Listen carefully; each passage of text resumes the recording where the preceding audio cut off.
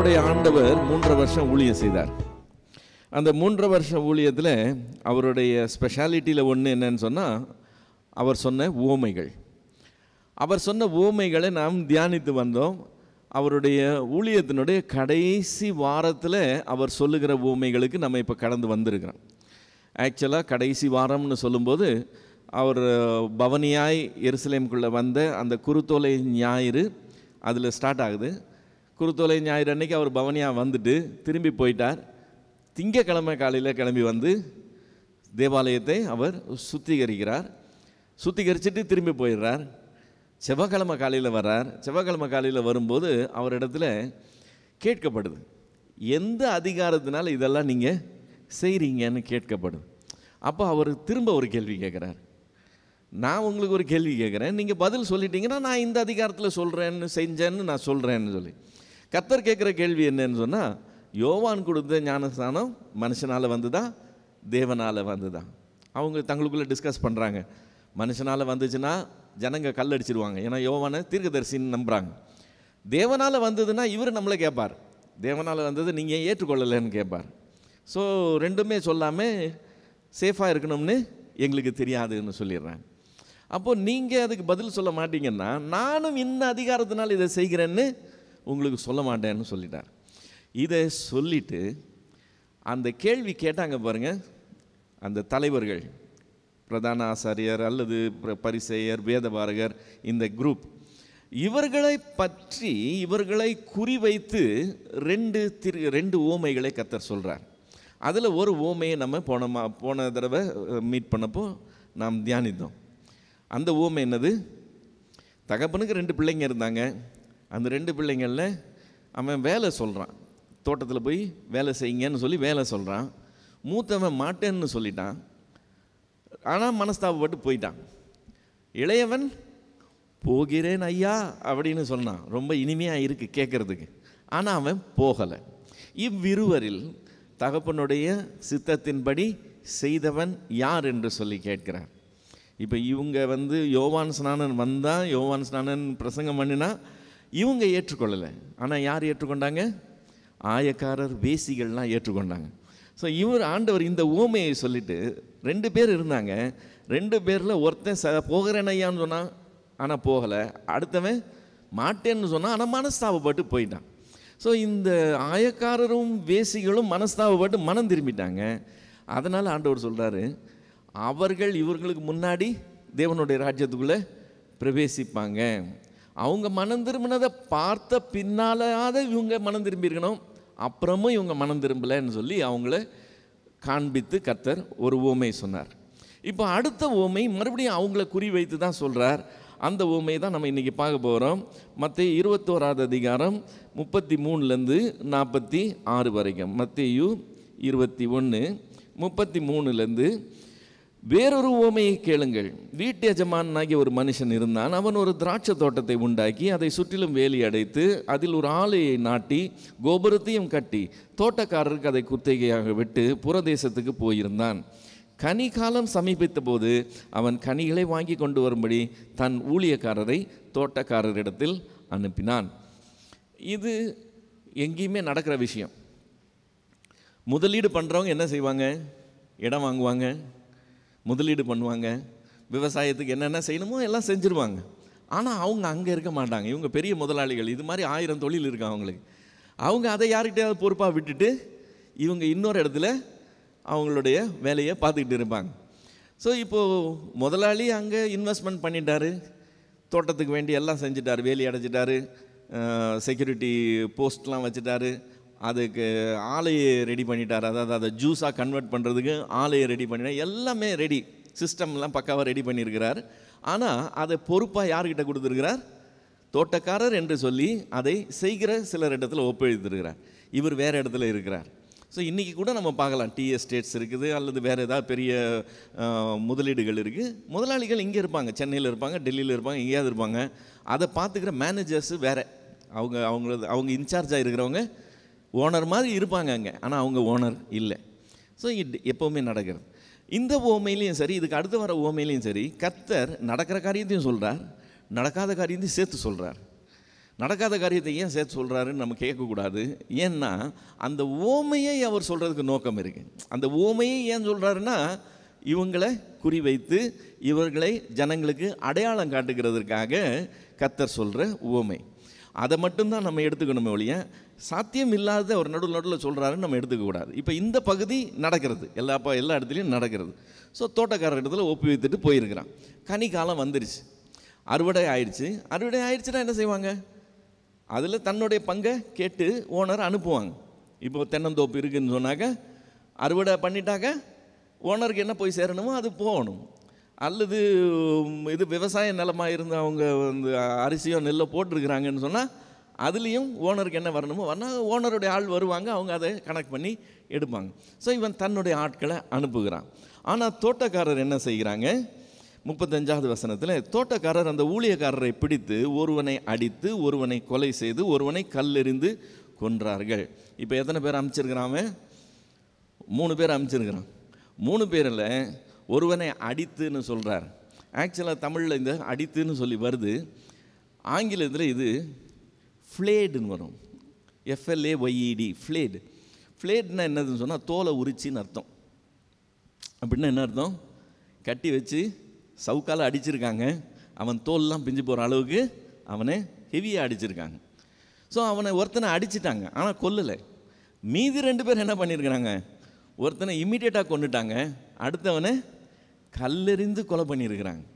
So 3 பேரில் 2 பேர் செத்தே போயிட்டான், ஒருத்தன் மட்டும் கொஞ்சம் உயிரோடு தப்பிச்சு எஜமான்கிட்ட திரும்பி போயிருக்கான்.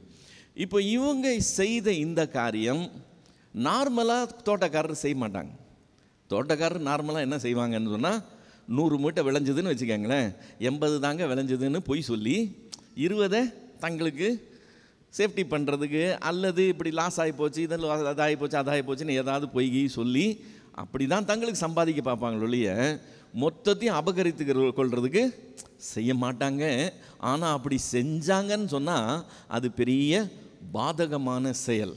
இவனுங்க தரமாட்டேன்னு மட்டும் சொல்லலை, கேட்க வந்தவங்களை ஆக்சுவலாக கொலையே பண்ணிட்டாங்க. அப்படின்னா இது ரொம்ப துணிகரமாக இவங்க ஒரு பாதகமான காரியத்தை செய்கிறாங்க.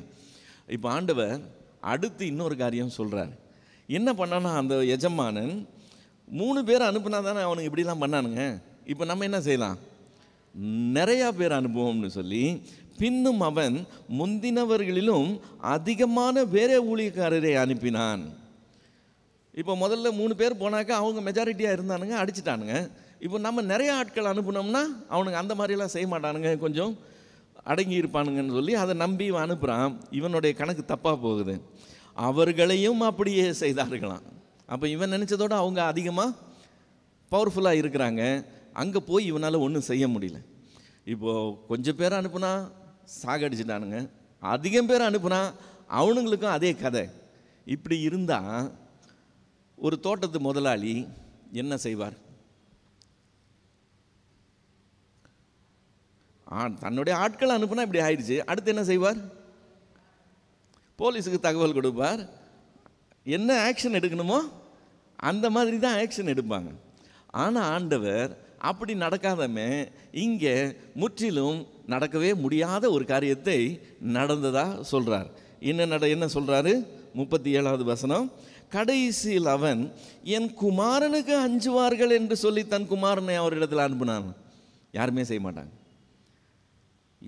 கொலகார பசங்க போகிற வரவனெல்லாம் அடித்து கொள்றானுங்கன்னு சொன்னால் குமாரனை யாராவது அனுப்புவாங்களாங்க?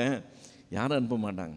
இவர் ஆக்சுவலாக என்ன எக்ஸ்பிளைன் பண்ண விரும்புகிறாருன்னு சொன்னால், தேவனுடைய ராஜ்யம் இருக்குது, அந்த ராஜ்யம் இவங்கக்கிட்ட ஒப்படைக்கப்பட்டிருக்கு. இவங்க எப்படிப்பட்டவங்களாக இருக்கிறாங்கன்னு சொன்னால், தேவன் தன்னுடைய சித்தத்தை நிறைவேற்றுகிறதுக்காக ஆட்கள் அனுப்புனா அவங்களெல்லாம் இவங்க கொலை செய்கிறவங்களா இருக்கிறாங்க. கடைசியில் தேவன் தன்னுடைய குமாரனையே அனுப்புகிறார். தேவனுடைய குமாரனை கூட இவனுங்க என்ன செய்ய போகிறாங்க? கொலை செய்ய போகிறாங்க. இதை விளக்குகிறதற்காக இந்த ஓமையை சொல்கிறார். ஸோ இந்த ஓமையில் சொல்கிறது ஆக்சுவலாக நடக்கக்கூடிய காரியமாக இல்லை, ஆனால் நடக்கிற ஒரு காரியத்தை நமக்கு எக்ஸ்பிளைன் பண்ணுறதுக்காக இப்படி சொல்கிறார். கடைசியில் என் குமாரனுக்கு அஞ்சுவார்கள் என்று குமாரனை அவர் இடத்துல அனுப்பினான். இப்போ என்ன பண்ணுறானுங்க தோட்டக்காரர்?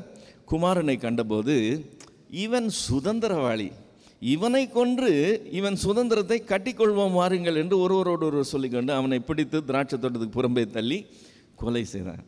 இவன் தான்டா ஃப்யூச்சர் ஓனரு, இவனை க்ளோஸ் பண்ணிட்டோன்னு வச்சுங்க அந்த கிழமை இந்த பக்கம் வரவே மாட்டான். ஸோ ஒரு சொல்யூஷனே ஆகிப்போச்சு, வந்து வகையாக மாட்டிட்டான்னு சொல்லி அவனையே கொலை பண்ணிட்டதான் ஆண்டவர் இங்கே காண்பிக்கிறார். இப்போது அந்த தோட்டத்துக்கு இன்சார்ஜாக இருக்கிற அந்த தோட்டக்காரர் அவ்வளவு கலக மனப்பான்மை உள்ளவர்கள் என்று சொல்லி காண்பிக்கிறார். எருசலேமுக்கு புறம்பா ஒரு தீர்க்கதரிசியும் கொல்லப்படுகிறது இல்லைன்னு சொல்லக்கூடிய அளவுக்கு அனுப்பப்பட்ட தீர்க்கதரிசிகளை எல்லாம் கொலை செய்ததே யார் தான்? இவங்க தான். அனுப்பப்பட்ட தீர்க்கதரிசிகளை எல்லாம் கொலை செய்ததே இவங்க தான். அதுவும் ஆண்டவர் லிஸ்ட்டு போடும்போது சொல்கிறார், ஆபேலின் ரத்தம் முதல் கொண்டு சகரியாவின் குமாரனுடைய ரத்தம் வரைக்கும் உங்களிடத்தில் கேட்கப்படும்னு சொல்கிறார். அந்த அளவுக்கு எல்லா தீர்க்கதரிசிலையும் கொலை பண்ணுறது தான் இவங்களுடைய ட்ரெடிஷனே. அதனால் இப்படிப்பட்ட பாதகர்களிடத்தில் தேவகுமாரன் அனுப்பப்படுகிறார், அவருக்கும் அதே நிலைமை வரப்போகுதுங்கிறது கர்த்தர் இங்கே ப்ரொஜெக்ட் பண்ணுறார். எந்த அளவுக்கு இவங்க துணிஞ்சு செய்கிறாங்க.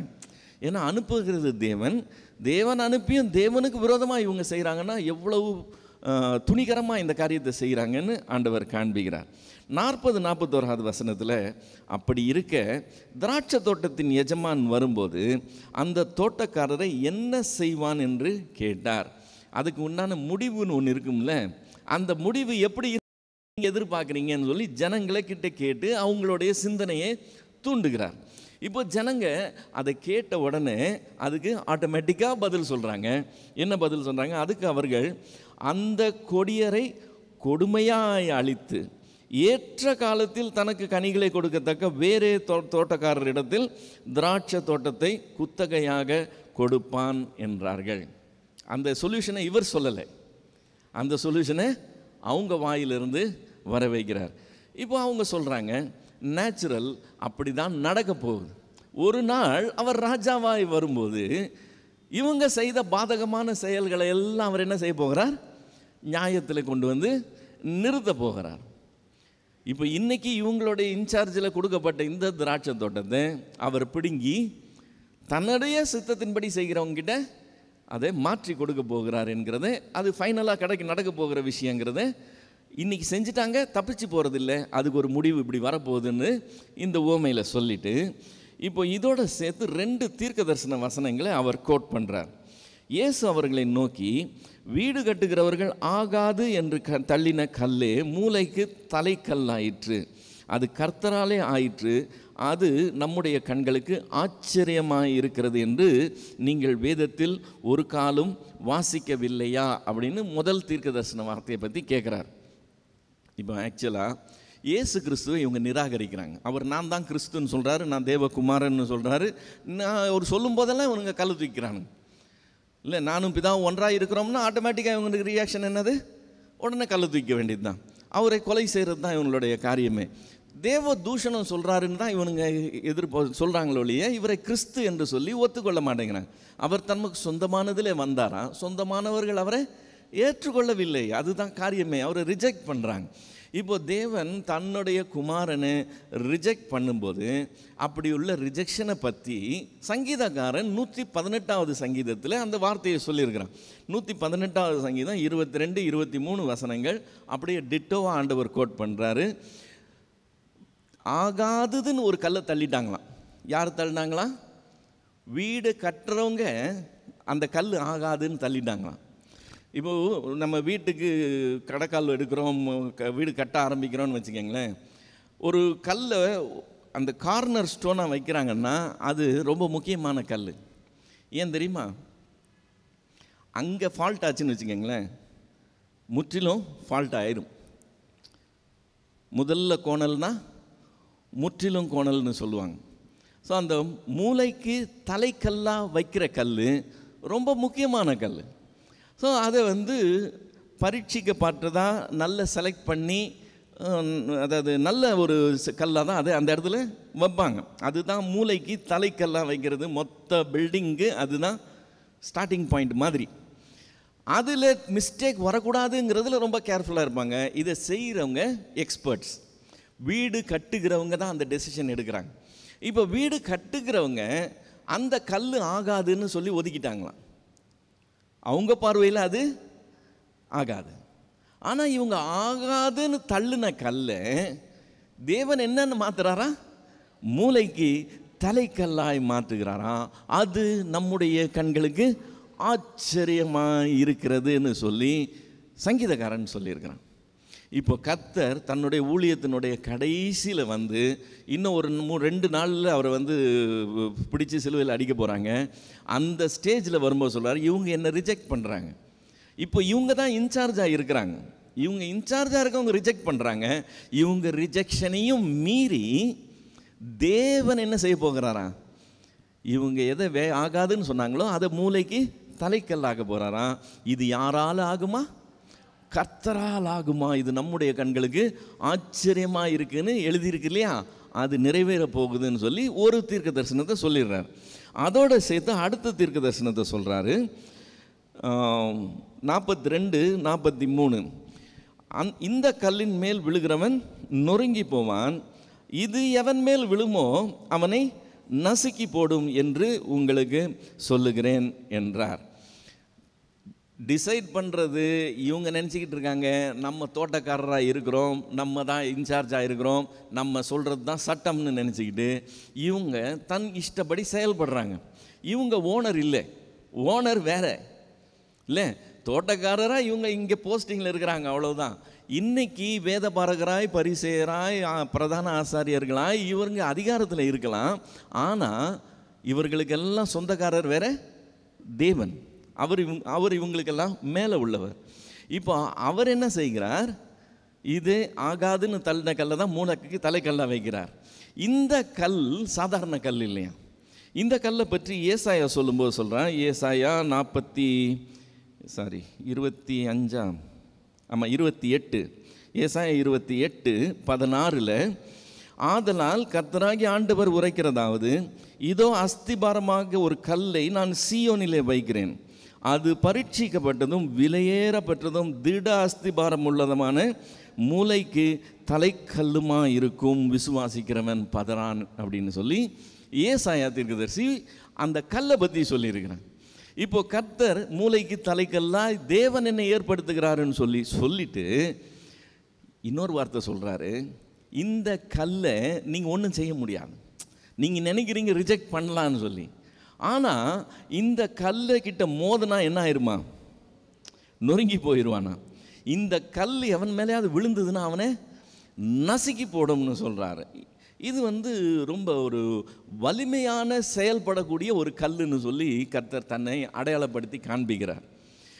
இது ஒரு தீர்க்க தரிசனம். இந்த தீர்க்க தரிசனத்தை நம்ம எங்கே பார்க்குறோம்னு சொன்னால், தானியேல் தீர்க்க தரிசன புஸ்தகத்தில் 2வது அதிகாரத்தில் நேபுகாத்நேச்சார் ஒரு கனவு காண்றான்.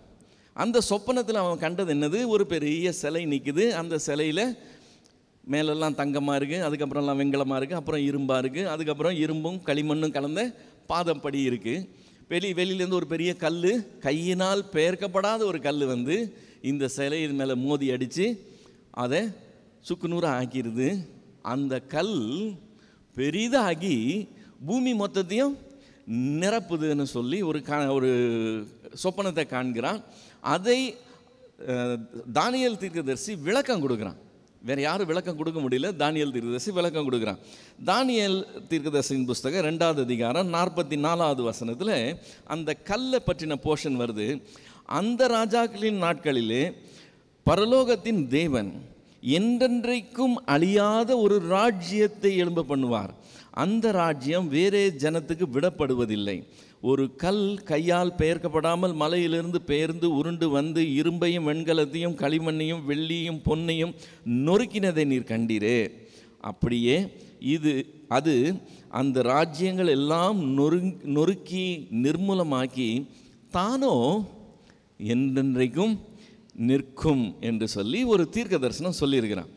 இப்போது கிறிஸ்துவினால் ஒரு ராஜ்யம் ஏற்படுத்தப்படும் போது அது மற்ற ராஜ்யங்கள் எல்லாம் தவிடு பொடியாக்குகிற ஒரு வல்லமை உள்ள ராஜ்யமாக எழும்ப போகுது. இப்போ கிறிஸ்து வந்திருந்தப்போ அவருக்கு என்ன செய்யணும்னு நினச்சாங்களோ தடையில்லாமல் செஞ்சாங்க. அடிக்கணும்னு நினச்சா அடித்தாங்க, துப்பணும்னு நினச்சா துப்புனாங்க, இழிவாய் பேசணும்னு நினச்சா இழிவாக பேசினாங்க, கிண்டல் பண்ணணும்னு நினச்சா கிண்டல் பண்ணாங்க, எல்லாம் செஞ்சாங்க. ஆனால் அவர் ராஜ்யம் ஏற்படுத்தப்படும் போது எல்லாத்துக்கும் கம்ப்ளீட்டாக ஒரு டிஃப்ரெண்ட்டான ஒரு ஆட்டிடியூடு கிடைக்குது. எப்படி? அதுக்கு முன்னாடி இஷ்டம் போல் செஞ்சவங்க இப்போ சுண்டு விரல் கூட அவருக்கு விரோதமாக அசைக்க முடியாதுங்கிற ஒரு அதிகாரத்தோடு அவருடைய ராஜ்யம் அமைய போகுதுன்னு சொல்லி. ஸோ தானியேல் தீர்க்கதரிசி கண்ட அந்த நேபுகாத்நேச்சார் கண்ட சொப்பனம் இந்த கிறிஸ்துவின் ராஜ்யம் ஃபைனலாக ஏற்பட போகிற ஒரு ராஜ்யம் என்று சொல்லி கிறிஸ்து அதை கோட் பண்ணி இங்கே சொல்கிறாரு. இந்த கல்லின் மேல் மோதுகிறவன் என்ன ஆயிடுவான்? நொறுங்கி போயிடுவான்.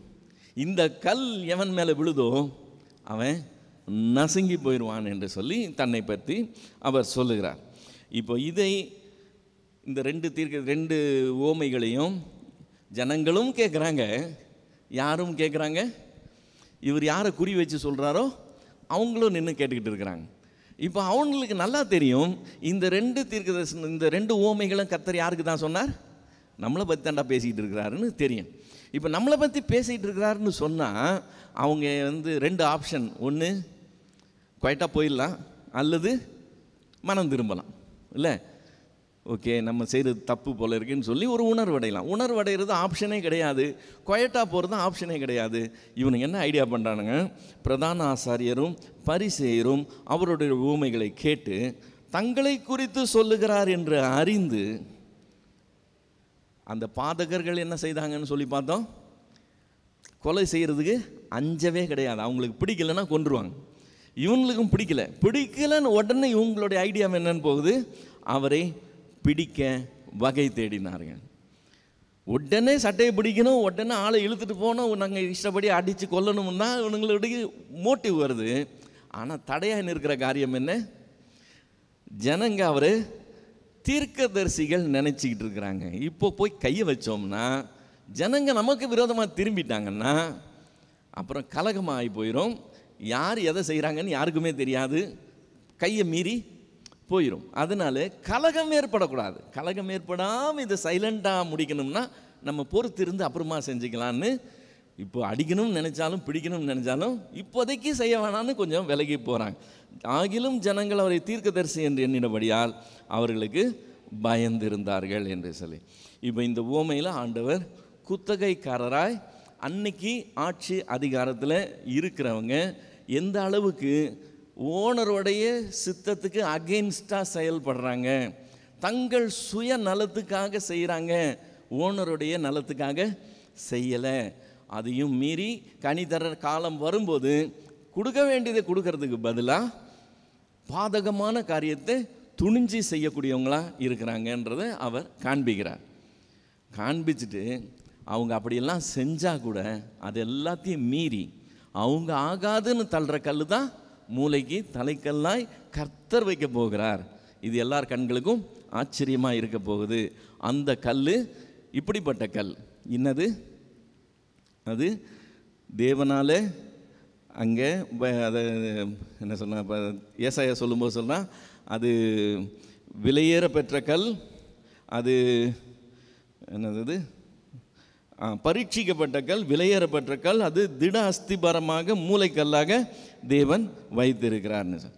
இப்போ இது ஒரு ஆஸ்பெக்ட், இது அப்படியே வச்சுக்குவோம். இதுக்கு தான் கர்த்தர் அந்த உவமையை சொன்னார். நம்மளுடைய இன்றைய கான்டெக்ஸ்ட்டுக்கு அதை கொண்டு வந்தோம்னு வச்சுக்கோங்களேன். இப்போ தேவனுடைய ராஜ்யத்தின் பணியில் நம்ம எல்லாருக்கும் ஆளுக்கு ஒரு பங்கு இருக்குது, நம்ம செஞ்சுக்கிட்டு இருக்கணும். இதில் நம்ம ஓனர் இல்லைங்கிறது நமக்கு ஞாபகம் இருந்துக்கிட்டே இருக்கணும். நாம் வெறும் உக்ரானக்காரர். நம்ம யார்? உக்கிரானக்காரர். அப்படின்னா என்ன அர்த்தம்? அவருடையதை நம்ம மேனேஜ் பண்ணுறோம், அவ்வளோதான் இருக்கிறோம். இப்படி உக்ரானத்துவம் நமக்கு கொடுக்கப்பட்டு இருக்குன்னு சொன்னால் உக்ரானத்துவத்தை குறித்து கணக்கு இருக்குது.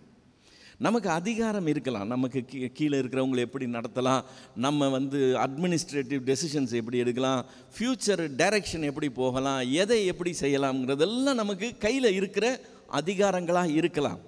ஆனால் அவைகள் எல்லாவற்றையும் நாம் தேவனுடைய சித்தத்துக்காக தான் செய்யணும் ஒழிய நம்முடைய சுய பெருமைக்காகவோ நம்முடைய விருப்பத்துக்காகவோ செய்கிறவர்களா இருந்துடக்கூடாது. என்கிட்ட இருக்கிறது கொஞ்சமாக இருக்கலாம், ஆனால் அந்த கொஞ்சத்து குறித்து கணக்கு இருக்குது. நான் அந்த பயத்தோடு தான் அதை செய்யணும். நான் இன்றைக்கி எனக்கு வசதி, என்னுடைய பெருமை, அப்புறம் என்னை பற்றி என்ன நினைப்பாங்கன்னு சொல்லி நினச்சிக்கிட்டு நான் காரியம் செஞ்சேன்னு சொன்னால், அன்னைக்கு வேதபாரகர் பரிசேயர் என்ன தப்பு செஞ்சாங்களோ அதையே நாம் செய்கிறவர்களாக நாம் இருப்போம். இன்றைக்கி ப்ராப்ளம் அப்படி தான் இருக்குது. இது கர்த்தருடையதுன்னே நினைக்க மாட்டேங்கிறாங்க. கர்த்தருடையதுன்னு நினைக்க மாட்டேங்கிறாங்க. ஏன் ஊழியம்னு பேசுகிறாங்க. இது உங்கள் ஊழியம் கிடையாது, இது கர்த்தருடைய ஊழியம். கர்த்தர் உங்களை அங்கே ஊழியக்காரராக வச்சிருக்கிறார். ஏன் என்னுடையது நான் ஏற்படுத்தினதுன்னு பேசுகிறாங்க. நீங்கள் ஏற்படுத்தலை, தேவன் வச்சிருக்கிறார். அவருடைய மந்தைக்கு நம்ம என்னவா இருக்கிறோம்? அவருடைய மந்தைக்கு நம்ம மேய்ப்பராக இருக்கிறோம். அவர் பிரதான மேய்ப்பராக இருக்கிறார். நாம் அவருக்கு தான் கணக்கு கொடுக்கணும். நம்ம அதை எப்போவுமே மைண்டில் வச்சிடணும். நம்ம வெறும் மேனேஜர், நம்ம வெறும் ஊக்கிரானகர், நம்ம ஒரு நாள் ஓனர் இல்லை. ஸோ நம்மளுடைய ரேஞ்ச் என்னன்னு பார்த்துக்கோங்க. அந்த தேவனுடைய ராஜ்யத்தில் அந்த டிபார்ட்மெண்ட்டில் நம்ம தலைமையாக இருக்கலாம். ஆனால் அந்த தலைமையில் இருந்து நாம் உரிமையாளர் போல் நடந்து கொள்ளக்கூடாது. உரிமையாளர் அவர், நாம் வெறும் வேலைக்காரர். சொன்ன வேலையை செய்கிறதுக்காக இருக்கிறோம். எஜமானுடைய நலனுக்காக தான் நம்ம இங்கே இருக்கிறோம். நம்ம சுய நலனுக்காக நம்ம இங்கே இல்லை. நம்ம அதை மீறி டெசிஷன்ஸ் எடுத்து செஞ்சோம்னு வச்சுக்கோங்களேன், அதனால் அவருக்கு பாதிப்பு வந்ததுன்னா அவர் சும்மா விடுகிறது இல்லை. எப்படி அவங்கள சும்மா விடலையோ அதே போல் நம்மளையும் அவர் சும்மா விடுகிறது இல்லை. அவர் சித்தம் நிறைவேறதுக்கு அவர் என்ன செய்யணுமோ அதை நம்மளை மீறி அவர் செய்கிற தேவனாக இருப்பார். அதனால் நமக்கு தான் அது பாதிப்பாக இருக்கும். ஸோ தேவனுடைய ராஜ்யத்தின் பணியில் நாம் ஈடுபடும்போது நாம் வெறும் ஊக்கிரானக்காரர், நான் வெறும் வேலைக்காரங்கிறத மறந்துடக்கூடாது. நான் ஓனர் மாதிரி செயல்படுறதுக்கு இறங்கிட்டேன்னா அன்றைக்கி அவங்க செய்த அதே தப்பை இன்றைக்கி நானும் செய்கிறவனாக இருப்பேன். ஸோ இந்த 2 ஓமைகளை சொன்ன அப்புறம் அவனுங்க இந்த மாதிரி டிஸ்கஸ் பண்ணிவிட்டு போயிடுறாங்க. அவங்க போனதுக்கப்புறம் மறுபடியும் ஒரு ஓமையை சொல்கிறார். இந்த ஓமை என்னது? அடுத்த அதிகாரத்தில் அடுத்த அதிகாரத்தில் முதல் 1வது வசனத்துலேருந்தே ஸ்டார்ட் ஆகுது. ஆக்சுவலாக அது ஒரு ராஜாவினுடைய குமாரனுடைய கல்யாணம்னு சொல்லி ஆண்டவர் சொல்கிறார். இதே மாதிரி ஒரு ஓமை இதுக்கு முன்னாடி அவருடைய ஊழிய நாட்களில் சொல்லியிருக்கிறார். அது எங்கே சொன்னாருன்னு சொன்னால், ஒரு பரிசேயனுடைய தலைவனுடைய வீட்டுக்கு அவரை விருந்துக்கு அழைச்சிருந்தாங்க. அங்கே போன இடத்துல எல்லாரும் முதல் இடத்தை தேடினாங்களாம். பிரதான இடத்துல முண்டி அடித்து போயிட்டு விஐபி ஸ்பாட்டில் உட்கார்றதுக்கு எல்லாருமே முயற்சி செஞ்சுக்கிட்டு இருந்தாங்க. அப்போ அவர் அங்கே ஒரு வார்த்தை சொன்னார். என்னன்னு? நீ விருந்துக்கு அழைக்கப்பட்டிருந்தா நீ போய் சாதாரண இடத்துல உட்கார். உன்னை விருந்துக்கு அழைச்சவன் உன்னை கூட்டிகிட்டு போயிட்டு விஐபி ஸ்பாட்டில் உட்கார வச்சான்னா உனக்கு கனம் உண்டாகும். நீயாவே போய் உட்காந்துக்கிட்டேன்னா உன்னை விட கனம் உள்ளவன் ஒருத்தனை கூப்பிட்டான்னு வச்சுருக்கேன். அப்போது சகோதரனே அவர் வந்திருக்கிறாரு, நீ அங்கே போய் உட்காருன்னு சொல்லி உன்னை கீழே இறக்குனான்னா எல்லாருக்கு முன்னாடி உனக்கு அசிங்கமாக போயிடும் அப்படின்னு சொல்லி அந்த ஓமையை சொல்லிவிட்டு என்ன வார்த்தை கற்றுக் கொடுத்தார்? தன்னைத்தான் தாழ்த்துகிறவன் உயர்த்தப்படுவான், தன்னைத்தான் உயர்த்துகிறவன் தாழ்த்தப்படுவான்ற அந்த கான்செப்டை அங்கே சொல்லி கொடுத்தார். அதை சொல்லும்போது அங்கே இருந்த ஒருத்தன் சொல்கிறான், விருந்து அழைப்பு அப்படின்றத பற்றி அவர் பேசிகிட்டு இருந்ததுனால அங்கே வந்தவன் ஒரு கமெண்ட் சொல்கிறான். என்னென்னு? ஆண்டவரே, தேவனுடைய ராஜ்யத்துக்கு அழைக்கப்பட்டவங்க எவ்வளோ தூரத்துக்கு அந்த பாக்கியவான்களாக இருப்பாங்க இல்லை அப்படின்னு வார்த்தை சொன்னான். அந்த வார்த்தையை சொன்னதுனால கர்த்தர் தேவனுடைய ராஜ்யத்துக்கு அழைக்கப்படுறது பாக்கியம்தான். ஆனால் அந்த அழைப்பை அந்த அழைக்கப்பட்டவங்க அசட்டை பண்ணுறவங்களாக இருக்கிறாங்க, அதை ஏற்றுக்கொள்ள மாட்டேங்கிறாங்க. அப்படிங்கிறதுக்காக அவர் இந்த மாதிரி ஒரு கல்யாண விருந்து நடந்தது. அந்த கல்யாண விருந்துக்கு அழைச்சாங்க. வர மனது இல்லாததுனால அவர்கள் சாக்கு போக்கு சொல்ல தொடங்கினார்கள் அப்படின்னு சொல்லி ஆண்டவர் அந்த ஊமையை அங்கே சொன்னார். இப்போ அதே ஊமையை ராஜா வீட்டு கல்யாணம்னு சொல்லி இங்கே இன்னும் கொஞ்சம் மாற்றி, ஆனால் அதே ஊமையை தான் இங்கே சொல்கிறார். இப்போ இவங்க பரிசேர் வேதபாரகரை பற்றி பேசி அவங்க போனதுக்கப்புறம் தேவனுடைய ராஜ்யத்தின் காரியத்தில் ஒரு பங்கு கிடைக்கிறதுங்கிறது, அதில் நமக்கு ஈடுபடுகிறதுக்கு பாக்கியம் கிடைக்கிறதுன்றது எவ்வளோ பெரிய காரியம் என்கிறதையும், அதில் இவங்க அசட்டையாக இருந்து அதை எப்படி கெடுத்து போடுறாங்க அப்படின்னு சொல்லியும் இந்த உவமையை சொல்லுகிறார். ஆனால் கூட ஒரு அடிஷ்னல் ஒரு காரியமும் இதில் இருக்குது. என்ன சொல்கிறாரு 1வது வசனத்துலேருந்து, இயேசு மறுபடியும் அவர்களுடைய ஊமைகளாய் பேசி சொன்னது என்னவென்றால், பரலோக ராஜ்யம் தன் குமாரனுக்கு கல்யாணம் செய்த ஒரு ராஜாவுக்கு ஒப்பாய் இருக்கிறது. அழைக்கப்பட்டவர்களை கல்யாணத்துக்கு வர சொல்லும்படி அவன் தன் ஊழியக்காரரை அனுப்பினான். இப்போது ராஜா வீட்டில் கல்யாணம் நடக்கிறதுங்கிறது நடக்கக்கூடிய காரியம். நடக்காத காரியம் என்னது? பந்தியெல்லாம் ஆயத்தப்படுத்திட்டு மறுபடியும் ஊழியக்காரர் அனுப்பிச்சு எல்லாம் ஆயத்தமாக இருக்குது வாங்கன்னு சொல்கிறது. எந்த கல்யாணத்தில் அது அப்படி நடக்குமா? நடக்காது. ஆனால் ஆண்டவர் சொல்கிறார், தேவனுடைய ராஜ்யத்தில் அப்படி தானா, இத்தனை மணிக்கு மீட்டிங்குன்னு சொல்லியாச்சு. மீட்டிங்னு சொன்னால் கூட நம்ம என்ன செய்ய வேண்டியிருக்கு? யாரெல்லாம் அழைச்சோமோ அவங்களுக்கெல்லாம் ஒரு ஃபோன் பண்ண வேண்டியிருக்கு, வந்துட்டிங்களான்னு கேட்க வேண்டியிருக்கு. ஆனால் சினிமா தியேட்டருக்கு அப்படி கூப்பிட வேண்டிய அவசியமே கிடையாது. இத்தனை மணிக்கு ஷோன்னு சொன்னால் அதுக்கு முன்னாடியே 1 மணி நேரத்துக்கு முன்னாடியே வந்து முண்டி அடித்து நின்று வந்துடுவாங்க. ஸோ ஒரு கேளிக்கையான காரியத்துக்கு அப்படி முக்கியத்துவம் கொடுத்து போகிறவங்க தேவனுடைய ராஜ்யத்தின் காரியத்துக்கு அந்த அளவுக்கு அலட்சியம் காட்டுறதை நம்ம பார்க்க முடியுது. ஸோ கல்யாணத்துக்கு அழைக்கப்பட்டவர்களை வர சொல்லும்படி தன் ஊழியக்காரரை அனுப்பினான். அவர்களோ வர மனதில்லாதிருந்தார்கள். அப்பொழுது அவன் வேறு ஊழியக்காரரை அழைத்து, நீயும் போய் இந்த விருந்தை ஆயத்தம் பண்ணேன், எருதுகளும் கொளுத்து ஜந்துகளும் அடிக்கப்பட்டது, எல்லாம் ஆயத்தமாக இருக்கிறது, கல்யாணத்துக்கு வாருங்கள் என்று அழைக்கப்பட்டவர்களுக்கு சொல்லுங்கள் என்றான். ஃபஸ்ட்டு ரவுண்டே கூட மாட்டாங்க. இவன் 2வது ரவுண்டு வேறு ஆள் அனுப்புகிறான். முதல் தடவை ஆள் அனுப்புனப்போ அவங்க கேட்கலையா, அதனால் இன்னும் இப்போ ஆட்களை அனுப்பி நீங்கள் போய் கூட்டிகிட்டு வாங்கப்பான்னு சொல்கிறான். இப்போ அழைக்கப்பட்டவர்களுக்கு சொல்லும்போது அவங்களுடைய ரெஸ்பான்ஸ் எப்படி இருக்குது? அழைக்கப்பட்டவர்களோ அதை அசட்டை பண்ணி, ஒருவன் தன் வயலுக்கும் தன் வியாபாரத்துக்கும் போய்விட்டான். இவன் கூப்பிட்டுக்கிட்டே இருக்கான், அவன் வேலைக்கு போயிட்டே இருக்கிறான், போடா வர முடியாதுன்னு சொல்லிட்டு. ஆனால் வேறு சிலர் துணிச்சலாக வேறு காரியம் செய்கிறாங்க. என்ன செய்கிறாங்க? மற்றவர்கள் அவன் ஊழியக்காரரை பிடித்து அவமானப்படுத்தி கொலை செய்தார்கள். ஸோ ஒரு அசம்பாவிதமாக காரியம் முடிஞ்சிருச்சு. இப்போ அந்த அளவுக்கு, இப்போது ஒரு கல்யாணம், ராஜா வீட்டு கல்யாணத்துக்குன்னு போகணும்னா கூப்பிட்டாங்கன்னு சொன்னால் அது போகிறதே பெரிய பாக்கியம்னு சொல்லி புது சட்டை வாங்கி போட்டுக்கிட்டு போகணும்னு தான் நம்ம எல்லாருமே ஆசைப்படுவோம். ஆனால் அதுக்கு வர மனதில்லாதிருந்து நான் வேறு வேலைக்கு போகிறேன்னு சொன்னாக்க உண்மையிலே ஏதாவது ஒரு சீரியஸான ஒரு காரியம் இருந்தால் தான் அப்படி செய்வாங்க. எல்லாருமே மற்றபடி நார்மலாக அப்படி நடக்காது.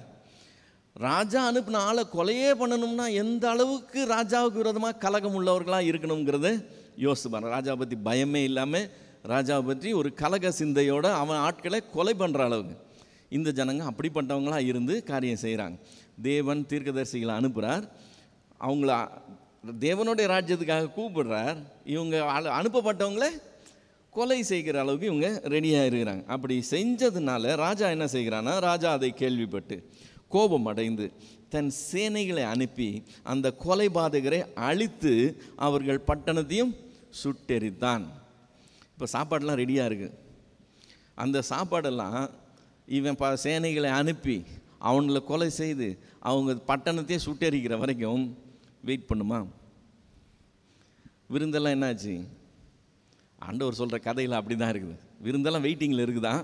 அவர் என்ன செய்தாரா, போய் அவனெல்லாம் கொன்று பட்டணத்தையே காலி பண்ணிட்டார். காலி பண்ணிட்டு அப்பொழுது அவன் தன் ஊழியக்காரரை நோக்கி, கல்யாண விருந்துக்கு ஆயத்தமாக இருக்கிறது.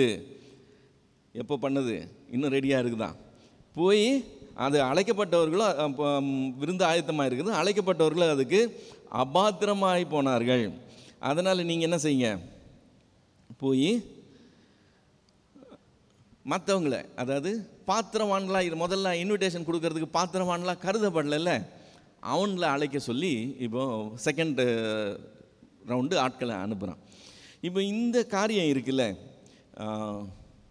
தேவனுடைய குமாரனுடைய கல்யாண விருந்துக்கு அழைக்கப்பட்டவங்க அதுக்கு அபாத்திரராய் போகிறது. யூத ஜனம் தங்களை தாங்களே அபாத்திரராய் ஆக்கி கொள்ளுகிறாங்க. தேவகுமாரனே அவங்க மத்தியில் வந்து நின்று சத்தியத்தை சொல்லி நான் தான் அவர்னு சொல்லியும் அதற்குண்டான எல்லா அத்தாட்சியும் காமிச்சு கூட அவங்க அவரை ஏற்றுக்கொள்ள ரெடியாக இல்லை. அவங்க அவரை நிராகரிக்கிறாங்க. நிராகரித்ததுனால என்ன நடக்குது? தகுதி இல்லாது இருந்த நீங்களும் நானும், அபாத்திரராக இருந்த நீங்களும் நானும் அந்த அழைப்புக்கு பெறுகிறதுக்கு பாத்திரவான்களாக மாறிட்டோம். அவங்க அந்த அபாத்திரராக தீர்த்து கொள்ளலைன்னா அந்த இன்விடேஷன் அவங்கள தாண்டி நமக்கு வந்திருக்கிறதுக்கு வாய்ப்பு குறைவாக இருந்து தான் அவங்க அபாத்திரராய் தீர்த்து கொண்டதுனால நமக்கு வருதான். பவுல் தன்னுடைய ஊழிய நாட்களில் அந்த வார்த்தையே சொல்லுகிறத நம்ம பார்க்கிறோம். அப்போஸ்தலர் 13வது அதிகாரம் 46வது வசனம். அப்போஸ்தலர் 13:46. இது அந்தியோகியான்ற பட்டணத்தில் நடக்குது. அவங்க உபதேசம் பண்ணுறாங்க. யூதர்கள் கலகம் பண்ணி அந்த சத்தியத்துக்கு விரோதமாக எதிர்த்து பேசுகிறாங்க. அப்பொழுது பவுலும் பர்னபாவும் தைரியம் கொண்டு அவர்களை நோக்கி, முதலாவது உங்களுக்கே தேவ வசனம் சொல்ல வேண்டியதாக இருந்தது, நீங்களும் அதை தள்ளி உங்களை நித்திய ஜீவனுக்கு அபாத்திரராக தீர்த்து கொள்ளுகிறபடியினாலே இதோ நாங்கள் புறஜாதியாரிடத்தில் போகிறோம். இதை ரோமருக்கு எழுதும்போது ரோமர் 10வது அதிகாரம் 20-21வது வசனத்தில், ரோமர் 10:20-21வது வசனத்தில், அல்லாமலும் ஏசாயா என்னை தேடாதவர்களாலே கண்டறியப்பட்டேன், என்னை விரோதித்து கேளாதவர்களுக்கு வெளியரங்கமானேன் என்று தைரியம் கொண்டு சொல்லுகிறான். இஸ்ரவேலரை குறித்தோ கீழ்ப்படியாதவர்களும் எதிர்த்து பேசுகிறவர்களுமாயிருக்கிற ஜனங்களிடத்தில் நாள் முழுவதும் என் கைகளை நீட்டினேன் அவர் என்று அவன் சொல்லியிருக்கிறான். இதை நம்ம ஏசாயா 65வது அதிகாரம் முதல் 2 வசனத்தில் பார்க்கலாம். ஸோ ஏசாயா சொன்ன அந்த வார்த்தையை பவுல் ரோமருக்கு எழுதும்போது இஸ்ரவேலர்கள் தங்களை தாங்களே அபாத்திரராய் தீர்த்து கொண்டார்கள் என்று சொல்கிறத நம்ம பார்க்குறோம். 1 கொரிந்தியர் 1வது அதிகாரம் 26-29 வரைக்கும் அபாத்திரராக இருந்த நமக்கு அந்த அழைப்பு கிடைச்ச விதம் எப்படின்னு சொல்கிறான். 1 கொரிந்தியர் 1:26-29 வரைக்கும், எப்படி எனில் சகோதரரே, நீங்கள் அழைக்கப்பட்ட அழைப்பை பாருங்கள். மாம்சத்தின்படி ஞானிகள் அநேகர் இல்லை, வல்லவர்கள் அநேகர் இல்லை, பிரபுக்கள் அநேகர் இல்லை. ஞானிகள் படி தேவன் உலகத்தில் பைத்தியமானவைகளை தெரிந்து கொண்டார், பலமுள்ளவைகளை வெட்கப்படுத்தும்படி தேவன் உலகத்தில் பலவீனமானவைகளை தெரிந்து கொண்டார், உள்ளவைகளை அவமாக்கும்படி உலகத்தில் இழிவானவைகளையும் அற்பமானவைகளையும் தெரிந்து கொண்டார், அற்பமானவைகளையும் அற்பமாய் எண்ணப்பட்டவைகளையும் இல்லாதவைகளையும் தேவன் தெரிந்து கொண்டார். மாம்சமான எவனும் தேவனுக்கு முன்பாக பெருமை பாராட்டாதபடிக்கு அப்படி செய்தார் என்று சொல்லியிருக்கிறத பார்க்கிறோம். இப்போது அவங்க யார் பாத்திரவான்லாம் இருந்தாங்களோ அங்கே தான் ஃபஸ்ட்டு இன்விடேஷன் போச்சு. அவங்க அதை அலட்சியம் பண்ணிட்டாங்க, அவங்க அதை வேண்டான்னு சொல்லிட்டாங்க. அவங்க வேண்டான்னு சொன்னதுனால அந்த எஜமான் என்ன பண்ணுறான், மத்தேயு 22:9-10, ஆகையால் நீங்கள் வழி சந்தியிலே போய் காணப்படுகிற யாவரையும் கல்யாணத்துக்கு அழைத்து கொண்டு வாருங்கள் என்றான். அந்த ஊழியக்காரர் புறப்பட்டு வழிகளில் போய் தாங்கள் கண்ட நல்லார் பொல்லார் யாவரையும் கூட்டிக் கொண்டு வந்தார்கள். கல்யாண சாலை விருந்தாளிகளால் நிறைந்தது. இப்போ அவன் பண்ண விருந்து அங்கே சக்ஸஸ், ஊரே கூடி வந்துருச்சு, ஃபுல்லாக ஆட்கள் இருக்கிறாங்க. இப்போ இதோட அவர் நிறுத்தலை. இந்த ஓமையை அங்கே சொல்லும்போது இதோட நின்று போகுது. ஆனால் இங்கே கொஞ்சம் எக்ஸ்ட்ரா சேர்த்து சொல்கிறார். என்ன சேர்த்து சொல்கிறாரு? 11-13 வரைக்கும், விருந்தாளிகளை பார்க்கும்படி ராஜா உள்ளே பிரவேசித்த போது கல்யாண வஸ்திரம் தரித்திராத ஒரு மனுஷனை அங்கே கண்டு, சிநேகிதனே, நீ கல்யாண வஸ்திரம் தரித்திராதவனா இங்கே எப்படி வந்தாய் என்று கேட்டான். அதற்கு அவன் பேசாமல் இருந்தான். இந்த கல்யாண வஸ்திரம் என்கிறது ரொம்ப பெரிய இடங்களில் கல்யாணம் நடக்கும்போது அவங்க தங்களுடைய தயாளத்தினால எல்லாருக்குமே கிஃப்டாக கொடுக்குற ஒரு காரியம். அந்த கிஃப்டை நீங்கள் ரிஜெக்ட் பண்ணிங்கன்னா அவங்கள கனஈனம் பண்ணுறீங்கன்னு அர்த்தம். அந்த கிஃப்டை நீங்கள் அக்செப்ட் பண்ணி நீங்கள் அதை தரித்து கொண்டவர்களாக உள்ளே வந்தீங்கன்னா அவங்க உங்களை கனம் பண்ணினதை நீங்கள் ஏற்றுக்கொண்டு நீங்கள் அவங்களையும் கனம் பண்ணினதா அர்த்தம். இப்போ இது இலவசமாக கொடுக்கப்படுது, ஒரு பெரிய ஒரு கனமாய் செய்யப்படுகிற காரியம். அதை வேண்டான்னு சொல்கிறது எப்படிப்பட்டது? மூஞ்சிக்கு நேராக அவங்கள அவமானப்படுத்துறதுக்கு ஈக்குவல். எல்லாரும் கல்யாண வஸ்திரம் தரிச்சிருந்தாங்களாம், அது மத்தியில் ஒருத்தன் உட்காந்துருக்கிறானா, அவன் என்ன செய்யலை, கல்யாண வஸ்திரம் தரிக்காமல் உட்காந்துருக்கிறான். இப்போ இந்த ராஜா கேட்குறான், சிநேகிதனே, நீ எப்படி கல்யாண வஸ்திரம் தரிக்காமல் உட்காந்துருக்கிறேன்? அவன் ஏதாவது ஒரு பதில் சொல்லியிருக்கணும். என்ன சொல்லியிருக்கலாம்? சைஸ் செட் ஆகலைங்க, வேறு கொடுத்தாங்க, அது எனக்கு கலர் பிடிக்கல, சைஸ் செட் ஆகலை, வச்சுருக்கிறேன், அயன் பண்ணணும், ஏதாவது அந்த மாதிரி சொல்லியிருக்கணும். அவன் என்ன செஞ்சானா? பேசாமல் இருந்தான். அவன் பேசாமல் இருந்தான்னாலே அந்த மௌனமே என்னத்தை சொல்லிடுது? நான் இதை தெரிஞ்சு வேணும்னு தான் பண்ணல. நீ கூப்பிட்டு வர வேண்டியவங்க வரல, இப்போ நீ கூப்பிட்டு நாங்கள்லாம் வந்திருக்கிறோம், அவங்க வரல, நாங்கள் வந்திருக்கிறோம். இப்போ நீ என்ன பண்ணணும்? நாங்கள் வந்திருக்கிறோம், நீ சந்தோஷப்பட்டுக்கணும். நீ ஏன் ட்ரெஸ்ஸை போட்டேன்னு இதெல்லாம் கேள்வி கேட்க நீ இல்லைன்னு சொல்லி அவனை முகத்துக்கு நேராகவே கனஈனம் பண்ணுற அளவுக்கு துணிச்சலாக நிற்கிறான். இப்போ ராஜா தான் அவனை வீட்டுக்கு கூப்பிட்டதே, இந்த விருந்துக்கு சும்மா நின்றவனை ஆள் அனுப்பிச்சு கூப்பிட்டதே ராஜா தான். இப்போ கூப்பிட்டு ராஜா என்ன செய்கிறான்? அப்பொழுது ராஜா பணிவிடைக்காரரை நோக்கி, இவனை கையும் காலுமாய் கட்டி கொண்டு போய் அழுகையும் பற்கடிப்பும் உண்டாயிருக்கிற புறம்பான இருளிலே போடுங்கள் அப்படின்னு சொன்னான். இப்போ சகோதரரை நாம் அழைக்கப்பட்ட அழைப்பை பாருங்கள் என்று சொல்லி, நம்மிலே ஞானிகள் அநேகர் இல்லை, வல்லவர்கள் அநேகர் இல்லை, நம்ம இப்படி இல்லை அப்படி இல்லை, உள்ளவைகளை எல்லாம் வெட்கப்படுத்தும்படி அவமாகும்படி நம்மை தேவன் இல்லாதவைகளையும் இழிவானவைகளையும் தெரிந்து கொண்டார் என்று சொல்லி நம்முடைய அழைப்பை குறித்து நாம் சந்தோஷப்படலாம். ஆனால் அப்படி அழைக்கப்படும்போது நாம் என்ன செய்யணுமா? அந்த அழைப்புக்கு பாத்திரவான்களாய் நடந்து கொள்ளணுமா? இப்போ நான் உங்கள் வீட்டுக்குள்ளே வரேன்னு வச்சுக்கோங்களேன், நீங்கள் உள்ளே வாங்கன்னு சொன்னீங்கன்னா நான் உள்ளே வந்து என்ன செய்யணும்? நீங்கள் என்னை இன்வைட் பண்ணிங்க பாருங்கள், அந்த இன்வைட் பண்ண மரியாதைக்கு ஏற்ற மாதிரி நான் நடந்து கொள்ளணும் இல்லையா? இந்த ராஜா அழைத்திருக்கிறான், இவன் வந்திருக்கிறாங்க, வந்தவங்க அந்த அழைப்புக்கு பாத்திரமானா இவன் நடந்துக்கலை. அதுக்கு ராஜா உடனே ரியாக்ட் பண்ணி அதுக்கு அவனுக்கு தண்டனை கொடுக்கறத நம்ம பார்க்குறோம். பவுல் எபேசியருக்கு எழுதும்போது இந்த வார்த்தையை சொல்லுகிறான். எபேசியர் 4வது அதிகாரம் 1வது வசனம். எபேசியர் 4:1, ஆதலால் கர்த்தர் நிமித்தம் கட்டுண்டவனாகிய நான் உங்களுக்கு சொல்லுகிற புத்தி என்னவெனில், நீங்கள் அழைக்கப்பட்ட அழைப்புக்கு பாத்திரவான்களாய் நடந்து என்று சொல்லுகிறான். ஸோ அழைப்பை பெற்றுக்கொள்கிறது பெரிய விஷயம் கிடையாது. அழைப்பு கிடைச்சது பெரிய விஷயம். அழைப்பை பெற்றுக்கொண்டோம். ஆனால் பெற்றுக்கொண்ட அழைப்புக்கு ஏற்ற மாதிரி என்ன செய்யணுமா? நடந்து கொள்ளணும். இப்போது ஒரு ஏழைப்பட்டவன் இருக்கிறான்னு வச்சுக்கோங்களேன், ரொம்ப ஏழை, தரித்திரன், ஒன்றுமே கிடையாது. அவன் ரோடு ஓரமாக டீ கடையில் பெஞ்சில் உட்காந்து குடிக்கிறவன், அல்லது டீயை வாங்கிட்டு போய் ரோடு ஓரமாக குத்த வச்சு உட்காந்து டீ குடிக்கிறவன், அந்த அளவுக்கு ரொம்ப கீழே லெவலில் உள்ள ஒருத்தன், சரிங்களா?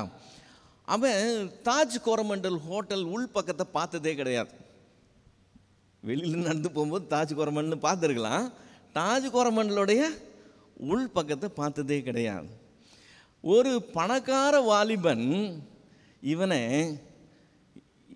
அந்த பெரிய ஹோட்டலுக்குள்ளே ஒரு கெஸ்ட்டாக உள்ளே கூட்டிகிட்டு போகிறான்னு வச்சுக்கோங்களேன். அங்கே லாபிக்குள்ளே நுழைஞ்சா பெரிய பெரிய சோஃபாஸ் எல்லாம் இருக்கும். இவனை கொஞ்ச நேரம் இதில் பார்த்து வரேன்னு சொல்லிட்டு அந்த பக்கம் போனால், அந்த சோஃபாவில் எப்படி உக்காரணுமோ அப்படி தான் உக்காரணும் இல்லை? ஃபஸ்ட் ஆஃப் ஆல் நீ கேட்டை தாண்டி உள்ளே வர்றதுக்கே உனக்கு என்ன இல்லை, அருகதை கிடையாது. உன் மேலே ஒரு இறக்கம் வச்சு ஒரு பெரிய இடத்துக்குள்ளே உன்னை உள்ளே கூட்டிகிட்டு வந்திருக்கிறான். இப்போ நீ உள்ளே கூட்டிகிட்டு வந்து லாபியில் சோஃபாவில் உட்காருப்பான்னு சொன்னால் எப்படி உட்காரணுமோ அப்படி தான் உட்காரணும். அதெல்லாம் பற்றி எனக்கு கவலை கிடையாதுங்க. நான் எப்படி இருப்பேனோ அப்படி தான் இருப்பேன்னு லுங்கியை தூக்கி கட்டிக்கிட்டு அந்த சோஃபா மேலே ஏறி குத்த வச்சு உக்காந்தா யாருக்கு அசிங்கம்? உன்னை ஒரு மனுஷனாக மதித்து உள்ளே கூட்டிகிட்டு வந்தாங்க பார்த்தியா, அவனுக்கு தான் அசிங்கம். நாம் அழைக்கப்பட்ட அழைப்புக்கு பாத்திரவான்களாக நடந்து கொள்ளாமல், நான் அப்படி தான் பேசுவேன், நான் அப்படி தான் நினைப்பேன், நான் இப்படி தான் இருப்பேன்னு சொல்லிக்கிட்டு அதெல்லாம் முடியாதுங்க, இதில் என்ன தப்பு இருக்குது, நான் இயற்கையாகவே அப்படி தான், அதுதான் என் சுபாவம்னு சும்மா கதை பேசிக்கிட்டு இருந்தோம்னா நம்மை அழைத்தவரை நாம் என்ன செய்கிறோம்? கனஈனம் பண்ணுகிறோம். ராஜா தன் வீட்டு விருந்துக்கு நம்மை அழைத்ததே பெரிய விஷயம். யாருக்கோ போக வேண்டிய அழைப்பு அவங்க வேணான்னு சொன்னதுனால நமக்கு வந்துடுச்சு. இப்போ இந்த அழைப்பை பெற்றுக்கொண்ட நாம் கல்யாண வஸ்திரம் தரிக்காமல் உள்ளே போகணும்னா எவ்வளோ துணிச்சல் இருக்கணும், எவ்வளோ தூரத்துக்கு மனசில் ஒரு இது இருக்கணும்ல, ஒரு கடின நெஞ்சு இருக்கணும்ல. கேட்டுருவானா ஏன் ட்ரெஸ் போடலன்னு கேட்டுருவானா என்ன? அப்படி தானே நினச்சிக்கிட்டு போய் உட்காந்துருக்கிறான் இல்லை? அழைக்கப்பட்ட அழைப்புக்கு எப்படி நடந்துக்கணுமா? பாத்திரவான்களாய் நடந்து கொள்ளணும். இப்போது இந்த வார்த்தையை அவர் சொல்லிவிட்டு, இவனை தூக்கி புறம்பான இருளில் போட்டுருங்கன்னு சொல்லிவிட்டு அடுத்த வார்த்தை சொல்கிறது என்னது? 14வது வசனம், அந்தபடியே அழைக்கப்பட்டவர்கள் அநேகர், தெரிந்து கொள்ளப்பட்டவர்களோ சிலர் என்கிறார். 2 வார்த்தை வருது. ஒன்று அழைக்கப்பட்டவர்கள், இன்னொன்று தெரிந்து கொள்ளப்பட்டவர்கள். இப்போது இந்த அந்தபடியேன்னு இருக்குல்ல, அந்தபடியேன்றது ஒருத்தன் கல்யாண வஸ்திரம் தரிதில்லாமல் இருந்ததன்படியேன்னு சொல்லி எடுத்துக்கூடாது. மொத்த ஊமையின் படியே அப்படின்னு எடுத்துக்கணும். மொத்த ஊமையின் படியே அழைக்கப்பட்டவர்கள் அநேகர், தெரிந்து கொள்ளப்பட்டவர்களும் சிலர். இப்போ இந்த அழைக்கப்பட்டவர்கள்னா என்ன, தெரிந்து கொள்ளப்பட்டவர்கள்னா என்னன்னு நம்ம கொஞ்சம் தெளிவாயிட்டோம்னா அந்த அழைப்புக்கு பாத்திரமான நடந்து கொள்ள வேண்டியது என்னுடைய அவசியம் நமக்கு என்னன்னு தெரிஞ்சிடும். இப்போ அழைப்புனா என்னன்னு சொன்னால் ஒரு இன்விடேஷன், அவ்வளோதான். இல்லை, ஒரு கம்பெனியில் 10 வேகன்சி இருக்குதுன்னு வச்சுக்கோங்களேன். அந்த கம்பெனியில் அந்த 10 வேகன்சிக்காக வேலைக்கு ஆள் வேணும்னு சொல்லி என்ன செய்வாங்க, ஒரு விளம்பரம் கொடுக்குறாங்க. அந்த விளம்பரத்தில் அவங்க ஆக்சுவலாக என்ன செய்கிறாங்க, வேலை வேணுங்கிறவங்க எல்லாம் வாங்கன்னு சொல்லி அழைப்பு கொடுக்குறாங்க. கிறிஸ்துவும் அழைப்பு கொடுக்குறார். என்ன அழைப்பு கொடுக்குறார்? வருத்தப்பட்டு பாரம் சுமக்கிறவர்களே நீங்கள் எல்லாரும்னு ஒரு வார்த்தை வருது. நீங்கள் எல்லாரும் என்ன இடத்துல பாருங்கள். அப்போ அழைப்பு யாருக்கெல்லாம் இருக்குது? எல்லாருக்கும் அழைப்பு இருக்குது. இப்போது 10 வேகன்சி இருக்குது. அந்த கம்பெனியில் அட்வர்டைஸ்மெண்ட் கொடுத்தாங்க, அழைப்பு கொடுத்தாங்க. விளம்பரத்தை பார்த்து எவ்வளோ பேர் வந்திருப்பாங்க? கரெக்டாக எண்ணி 10 பேர் தானே வந்திருப்பாங்க? இல்லை, அது 100 பேர் வந்திருக்கலாம், 1000 பேர் கூட வந்திருக்கலாம். அந்த போஸ்டிங் எப்படிப்பட்ட போஸ்டிங்கோ அதுக்கேற்ற மாதிரி இருக்குது. ஸோ இப்போது நிறைய பேர் அழைப்பு ஏற்று வந்திருக்கிறாங்க. கம்பெனி என்ன பண்ணுது, வந்தவர்களில் தங்களுக்கு வேண்டியவர்களாக செலக்ட் பண்ணுறாங்க. இப்போ 100 பேர் வந்திருக்காங்கன்னு வச்சுக்கோங்களேன். காலையிலேருந்து சாயங்காலம் வரைக்கும் இன்டர்வியூ நடக்குது. அந்த இன்டர்வியூ முடிஞ்சு சாயங்காலம் திரும்ப போகும்போது 10 பேர் வேலை வாய்ப்பை பெற்றுக்கொண்டவர்களாக வீட்டுக்கு போவாங்க. மீதி 90 பேர் சரி ட்ரை பண்ணோம்பா, அடுத்த இன்டர்வியூ பார்க்கலான்னு சொல்லி தங்களை தேற்றி கொள்ளுகிறவர்களாக முகத்தை தொங்க போட்டுக்கிட்டு வீட்டுக்கு போவாங்க. ஆனால் இந்த 10 பேர் எப்படி போவாங்க? சந்தோஷமாக போவாங்க. இப்போ அழைப்பை பெற்றுக்கொள்ளும் போது ஒரு சந்தோஷம் இருந்துச்சு. தெரிந்து கொள்ளுதலை பெற்றுக்கொள்ளுகிறது அதை விட பெரிய சந்தோஷமான காரியம். அது எல்லாருக்கும் கிடைக்கிற காரியமே கிடையாது. ஸோ நாம் அழைக்கப்பட்டு தெரிந்து கொள்ளப்பட்டவர்களாக இருக்கிறது எத்தனை பெரிய காரியங்கிறதே நாம் மறந்து போகவே கூடாது. அந்த அழைப்பை நாம் அசட்டை பண்ணுகிறவர்களாகவோ அல்லது அந்த அழைப்புக்கு பாத்திரமாய் நடந்து கொள்ளாதவர்களாகவோ இருந்து நம்மை நாமே தெரிந்து கொள்ளுதலுக்கு டிஸ்குவாலிஃபை பண்ணிடக்கூடாது. எப்படியாவது நம்ம தெரிந்து கொள்ளப்படணும் என்கிறதுல நம்ம உஷாராக இருக்கணும். ஏன்னா அழைக்கப்பட்டவர்கள் அநேகர், தெரிந்து கொள்ளப்பட்டவர்கள் சிலர்னு சொல்லி ஆண்டவர் இந்த உவமையை சொல்கிறார். ஸோ இந்த 4 உவமைகள் ஆக்சுவலாக அவருடைய கடைசி உபதேசத்தில் சொல்லப்படுகிற உவமைகளில் 3 உவமைகளை பார்த்துட்டோம். முதல் உவமை என்னது? இவர்களில் யார் தகப்பனுடைய சித்தத்தின்படி செய்தவன். 2வது உவமை தோட்டக்காரர், அவங்க ராஜாவுக்கு விரோதமாக, அந்த ஓனருக்கு விரோதமாக செய்கிறது. 3வது ராஜாவின் கல்யாண விருந்துக்கு அழைக்கப்படும். இது 3மே அந்த வேதபாரகர் பரிசேயருடைய துரோகத்தை பற்றியும் அவங்க தேவனுடைய சித்தத்துக்கு விரோதமாய் செய்கிறதை தேவன் எப்படி டீல் பண்ணுறாருங்கிற பற்றியும் சொல்லிடுறார். 3வது உவமை குறிப்பாக யூதர்கள் தேவனுடைய சித்தத்துக்கு விரோதமாய் போகிறதுனால புறஜாதியார் எப்படி தெரிந்து கொள்ளப்படுறாங்கங்கிறத அவர் சொல்லி முடிக்கிறார். இதெல்லாம் முடிஞ்சதுக்கப்புறம் இயேசுவை பார்க்கணும்னு சொல்லி கிரேக்கர்கள் கொஞ்சம் பேர் வராங்க. அந்த கிரேக்கர்கள் ஃபஸ்ட்டு அந்திரியா கிட்ட போகிறாங்க. பிலிப்பு கிட்ட போகிறாங்களா, பெத்சாயிதா ஊரானாகிய பிலிப்பின் இடத்துல வராங்க. பிலிப்பு அவங்கள அந்திரியா கிட்ட கூட்டு போகிறான். அப்புறம் இவங்க 2 பேருமே சேர்ந்து இயேசுவின் இடத்துல கூட்டு போகிறாங்க. இதை நம்ம யோவான் 12வது அதிகாரம் 20லேருந்து 22 வரைக்கும் உள்ள வசனங்களில் பார்க்குறோம். யோவான் 12 20லேருந்து 22. பண்டிகையில் ஆராதனை செய்ய வந்தவர்களில் சிலர் கிரேக்கர் இருந்தார்கள். சில கிரேக்கர்கள் இருந்தார்கள். அவர்கள் கலிலேயா நாட்டு பெத்சாய்தா ஊரானாகிய பிலிப்பினிடத்தில் வந்து, ஐயா, இயேசுவை காண விரும்புகிறோம் என்று அவனை கேட்டுக்கொண்டார்கள். பிலிப்பு வந்து அதை அந்திரேயாவுக்கு அறிவித்தான். அந்திரேயாவும் பிலிப்புவும் இதை இயேசுவுக்கு அறிவித்தார்கள். இப்போ இயேசுவை காண வேண்டும் என்று சொல்லி கிரேக்கர்கள் வந்து கேட்குறாங்க. சாதாரணமாக பண்டிகைக்கு யூதர்கள் தான் வருவாங்க. சில கிரேக்கர்கள் கூட மற்ற ஜாதியினர் கூட இந்த யூத பண்டிகையில் கலந்து கொள்கிறது வழக்கமாக இருந்தது. இப்போ அப்படி வந்தவங்க, எருசலேமுக்கு வந்தவங்க இயேசுவை பார்க்கணும்னு சொல்கிறாங்க. இந்த சமயத்தில் ஆண்டவர் ஒரு வார்த்தை சொல்கிறார் 23-24. அப்பொழுது இயேசு அவர்களை நோக்கி, மனுஷகுமாரன் மகிமைப்படும்படியான வேளை வந்தது. மெய்யாகவே மெய்யாகவே நான் உங்களுக்கு சொல்கிறேன், கோதுமை மணியானது நிலத்தில் விழுந்து சாகாவிட்டால் தனித்திருக்கும், செத்ததே ஆகில் மிகுந்த பலன் கொடுக்கும் அப்படின்னு சொல்கிறார். இப்போ கோதுமை மணின்னு அவர் சொல்லும்போது சாப்பாட்டுக்கு யூஸ் பண்ணுற கோதுமையை பற்றி பேசலை. கோதுமை விளையுது இல்லை, விளையிறது எல்லாத்தையுமே நம்ம சாப்பிட்டோம்னா அடுத்து விதைக்கிறது எதை விதைக்கிறது?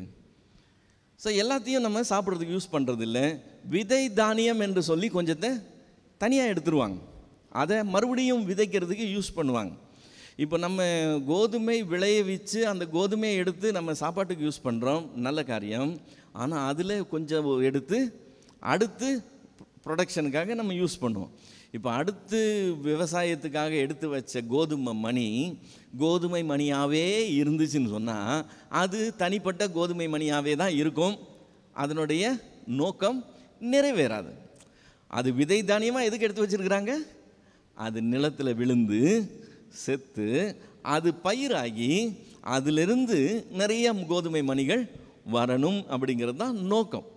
இப்போது கர்த்தர் உங்களையும் என்னையும் பார்த்து அவர் சொல்கிறது என்னன்னு சொன்னால், உங்களை எதுக்காக வச்சுருக்கிறேன்னா நீங்களாகவே இருந்துட்டு போகிறதுக்காக இல்லையா, நாம் அவருடைய ராஜ்யத்துக்காக பயன்பட வேண்டுமா.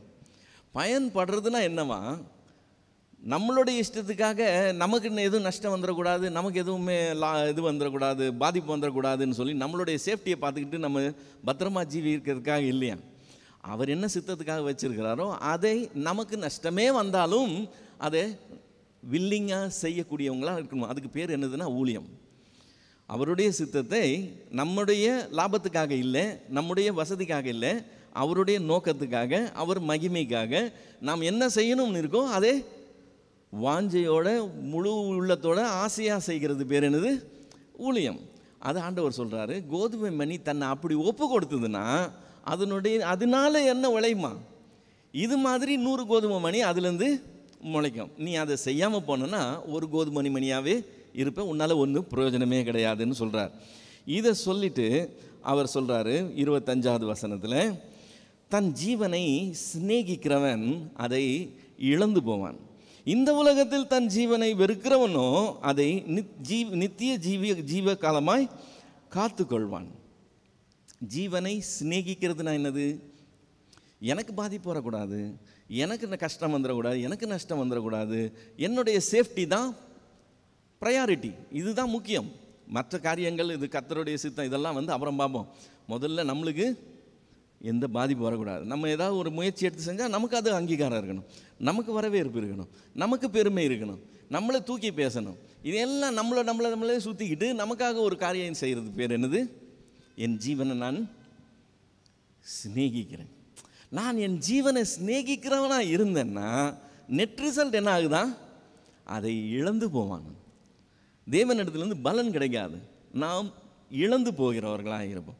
அதுக்கு பதிலாக என் ஜீவனை நான் அப்படி முக்கியப்படுத்துகிறவனாக இல்லாமல் என் ஜீவனை நான் வெறுக்கிறவனாக இருந்தேன்னு சொன்னால், அதாவது வெறுக்கிறதுனா என்னது?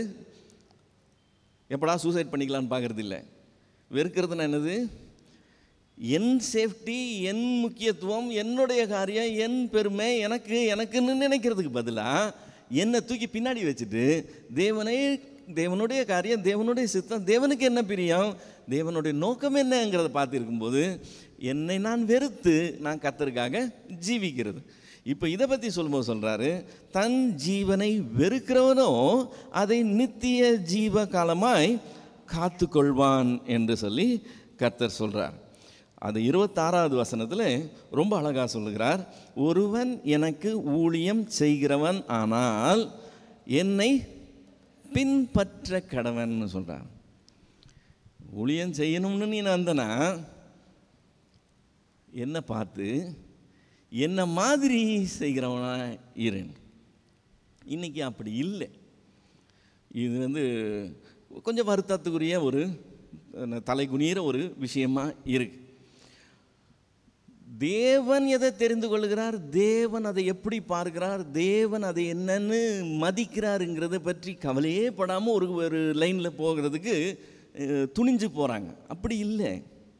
நாம் அவரை பார்க்கணும், அவர்கிட்டேருந்து கற்றுக்கொள்ளணும், அவரோடு இருக்கிறவர்களாக நாம் இருக்கணும். இப்போ அவர் ஒரு எக்ஸாம்பிள் சொல்லணும்னா, அவருடைய பிறப்பை அவர் எப்படி தெரிந்து கொள்கிறார்? இப்போ நம்முடைய பிறப்பை நாம் தெரிந்து கொள்ளலை. நம்முடைய பிறப்பை நமக்கு கொடுத்துட்டார். கொடுக்கறதுக்கு முன்னாடி நமக்கு சாய்ஸ் கொடுத்துருந்தாருன்னு வச்சுக்கோங்களேன், எத்தனை பேர் இந்த குடும்பத்தை தெரிந்து கொண்டு இருப்பீங்க? இல்லை, நம்ம யாரும் இதெல்லாம் தெரிந்து கொள்ள மாட்டோம். நம்ம ரேஞ்சே வேறு இருந்திருக்கும். ஆனால் அவருக்கு சாய்ஸ் இருந்தது. அவர் எதை தெரிந்து கொள்ளுகிறார்? தாழ்மை, அந்த எளிமை. இப்போ தேவன் அதை தெரிந்து கொள்ளுகிறார்னா, நான் தேவனுடைய வேலைக்காரன், நான் எதை தெரிந்து கொள்ளணும்? அதுதான். ஒருவன் எனக்கு ஊழியம் செய்வானால் அவன் எங்கே இருக்கணும்? நான் எங்கே இருக்கிறேனோ அங்கே இருக்கணும். என்னை பார்த்தா அவர் வேலைக்காரன்னு தெரியணும். என்னை பார்த்தா கவர்னர் மாதிரி தெரியக்கூடாது. நான் தேவனுக்கு ஊழியக்காரனாக இருக்கணும்.